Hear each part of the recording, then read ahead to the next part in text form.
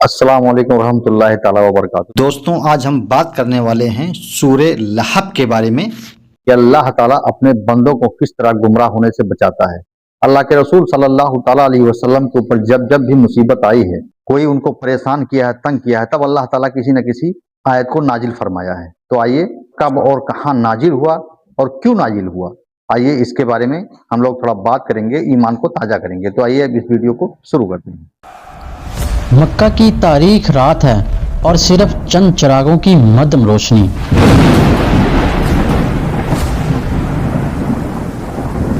उम्मे जमील अपने हाथों में कांटेदार झाड़ियों का एक भारी गट्ठा उठाए तेजी से चल रही है। ये उम्मे जमील कांटे उठाकर कहाँ जा रही है? किस कदर मनहूस औरत है ये, रातों को भी सुकून नहीं आ। इसके गले में खजूर की छाल की बनी एक मोटी रस्सी है। वो गुस्से से बड़बड़ाती है। ये मोहम्मद, ये कैसा जादू कर रहा है? मैं इसकी हर कोशिश को नाकाम बनाऊंगी। ये मोहम्मद हमारे नौजवानों को हमारे दीन से दूर कर रहा है। मेरा शोहर, मेरा अबू लहब उसके खिलाफ है। मेरे शोहर, मेरे अबू लहब उसके खिलाफ हैं और मैं इसकी हर कोशिश को नाकाम बनाऊंगी। ये कांटे उसके रास्ते में रुकावट बनेंगे। ये कांटे उसके रास्ते में रुकावट बनेंगे, जैसे मैं उसकी दावत के रास्ते में रुकावट हूँ। वो कांटों का गट्ठा ले जाकर मोहम्मद रसूलुल्लाह सल्लल्लाहु अलैहि वसल्लम के घर के दरवाजे के सामने बिछा देती है। ये कांटे मोहम्मद के पाँव में लगेंगे। मैं देखती अब वो कैसे घर से अल्लाह की दावत के लिए निकलता है। रस्सी को गर्दन से उतार कर कंधे पर डालती है और तेजी से अंधेरे में गायब हो जाती है।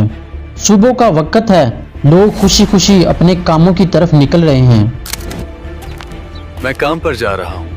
रात की नींद ने मुझे बहुत सुकून दिया है। लेकिन जब मोहम्मद मुस्तफ़ा सल्लल्लाहु अलैहि वसल्लम घर से बाहर तशरीफ लाते हैं, इनकी नजर दरवाजे पर बिछे कांटों के ढेर पर पड़ती है। वो ठहर जाते हैं। देखो, मोहम्मद कांटे उठा रहे हैं। मनहूस उम्मे जमील मोहम्मद को तकलीफ देने से बाज नहीं आती। आप सल्लल्लाहु अलैहि वसल्लम बड़ी एहतियात से कांटे साफ करते हैं ताकि कोई राहगीर जख्मी ना हो, और ये रोज का मामूल बन चुका है। और इसके दूसरी तरफ कुरैश के सरदारों की मजलिस लगी हुई है। अबू लहब, अबू जहल और दीगर सरदार बैठे हुए हैं। अबू लहब गुस्से से कहता है, मोहम्मद की दावत अब सिर्फ हमारे नौजवानों तक महदूद नहीं रही, वो खुलेआम हमारे पुत्रों को बुरा कह रहा है। हमें कुछ करना होगा। चचा अबू तालिब इसकी हिमायत करता है। अबू जहल बोला, हमने हर हरबा इस्तेमाल कर लिया मगर इसका चचा अबू तालिब उसकी हिमायत करता है। अबू लहब शैतानी मुस्कुराहट से बोला, अच्छा तो रिश्तेदारी। मैं उसे उसकी सबसे बड़ी कमजोरी से मारूंगा। उसकी दो बेटियां रुकिया और उम्मो कलसूम मेरे बेटों के निकाह में हैं। मैं अपने बेटों को हुक्म दूंगा कि वो इन्हें तलाक दे दें। मैं तुम्हें हुक्म देता हूँ कि मोहम्मद की बेटियों को तलाक दे दो। लेकिन अब्बा जान। कुरैश के सरदार हैरानी से बोलते हैं, क्या तुम अपने बेटों को हुक्म दोगे कि वो तलाक दे दें? ये तो अरबों की रवायात के खिलाफ है। अबू लहब बहुत सर्द लहजे में जवाब देता है, मेरे लिए कुरैश की सरदारी और लातो उज़ै की इज्जत इस खूनी रिश्ते से ज्यादा अहम है, और ये तलाक मोहम्मद को तोड़ के रख देगी। अबू लहब दौड़ा दौड़ा अपने घर में जाता है। अपने बेटों उतबा और उतैबा को एक तरफ बिठाता है। दोनों बेटे परेशान हैं। अबू लहब सख्त लहजे में कहता है, मेरी बात गौर से सुनो। मैं तुम्हें हुक्म देता हूँ कि मोहम्मद की बेटियों को तलाक दे दो। लेकिन अब्बा जान। उतबा झिझकते हुए कहता है, लेकिन अब्बा जान, रुकैया कितनी अच्छी है और हमने अभी तक इसकी रुखसती भी नहीं की है। अबू लहब चीख उठा, खामोश! अगर तुमने इन्हें तलाक ना दी तो मेरा सर तुम्हारे सर पर हराम हो जाएगा।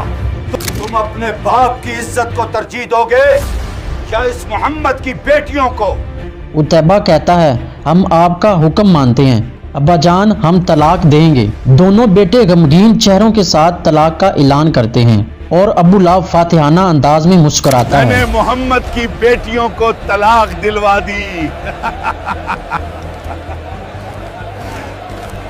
और दूसरी तरफ रसूलुल्लाह सल्लल्लाहु अलैहि वसल्लम अपनी बेटियों हजरत रुकैया और हजरत उम्मे कलसूम को तसल्ली दे रहे हैं। हजरत रुकैया आंखों में आंसू लिए कहती है, अब्बा जान, अबू लहब ने हमें इसलिए तलाक दिलवाई है कि हम आपकी बेटियां हैं। रसूलुल्लाह सल्लल्लाहु अलैहि वसल्लम अपनी बेटियों से मोहब्बत से कहते हैं, غم نہ کرو میری بیٹیوں، اللہ تمہارے لیے اس سے بہتر شور عطا کرے گا، یہ سب اللہ کی مرضی ہے۔ ابو لہب کی یہ دعوت دن بدن بڑھتی جا رہی تھی، وہ رسول اللہ صلی اللہ علیہ وسلم کو تنگ کرنے کے بہانے ڈھونڈتا تھا۔ اے لوگوں، میرا بھتیجا محمد دیوانہ ہے، اس کی بات نہ سنا۔ بازار میں رسول اللہ صلی اللہ علیہ وسلم کو رسوا کرتا تھا۔ یہ محمد کیا شاعری سناتا رہتا ہے، لوگوں اس پر یقین نہ کرنا۔ اور ایسے ہی دن راتوں میں ڈھلتے رہے اور راتیں صبح میں۔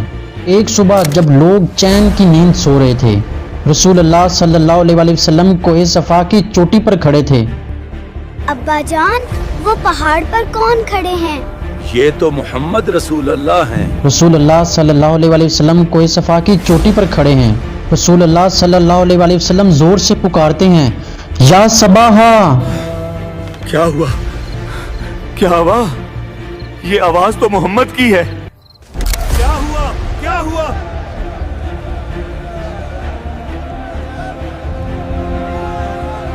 سب لوگ وہاں جمع ہو جاتے ہیں۔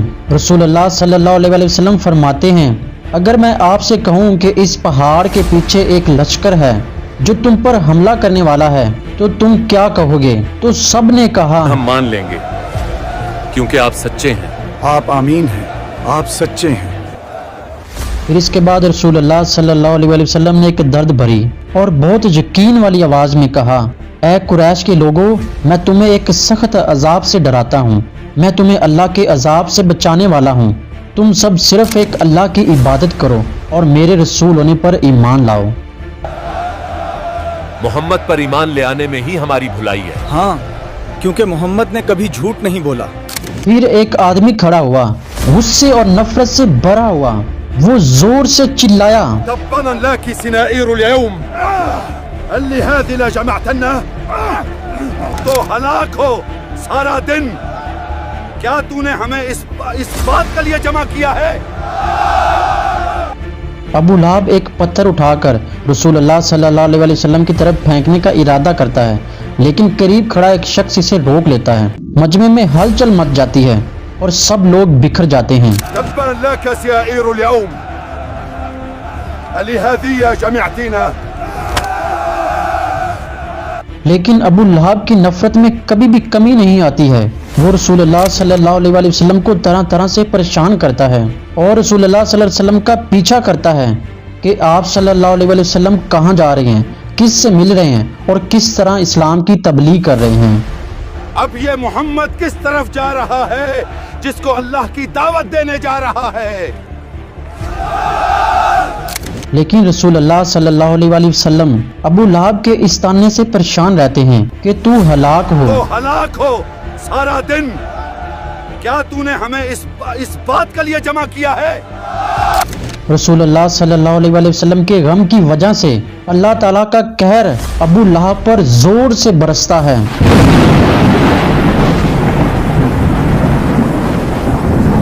اور اچانک ایک وحی کا نزول ہوتا ہے جس سے آپ صلی اللہ علیہ وسلم کے چہرے پر سکون آ جاتا ہے۔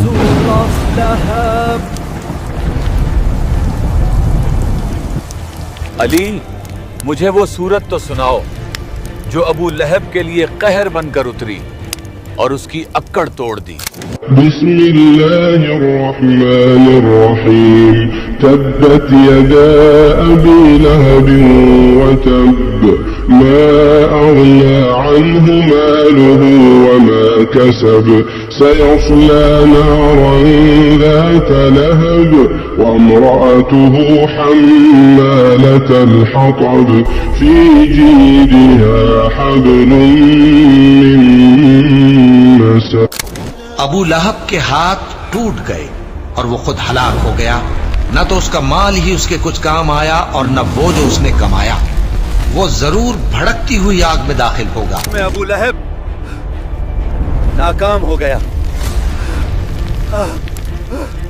کام ہو گیا، اور اس کی بیوی بھی جو ایندھن سر پر اٹھائے پھرتی ہے، اس کے گلے میں مونج کی رسی ہوگی۔ دوستوں، ویڈیو پسند آنے کی صورت میں ویڈیو کو لائک کریں، چینل پر نئے ہیں تو چینل کو سبسکرائب کریں، اگر آپ فیس بک پہ دیکھ رہے ہیں تو پیج کو فالو ضرور کریں اور کمنٹ میں اپنا رائے ضرور دیں۔ چلیے اب ملیں گے دوسرے ویڈیو میں، جب تک کے لیے اللہ حافظ.